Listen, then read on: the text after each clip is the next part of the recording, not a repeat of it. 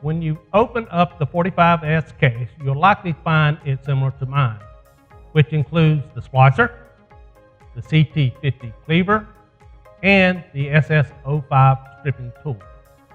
Additional accessories like the splicer's charger cord, a USB cable, and set plates for use with fiber holders or fuse connects are also included.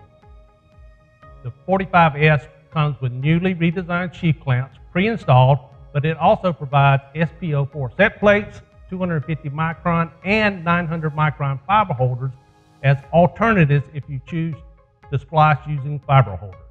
The splicer can be set up to match a wide variety of work styles and workflows. Devoting time to set up will ensure that splicing remains the simple and quick process it should be. Following proper setup steps allows you to customize the splicer to align with your preferred workflow. Setup begins with determining whether you want to splice using sheath clamps or fiber holders.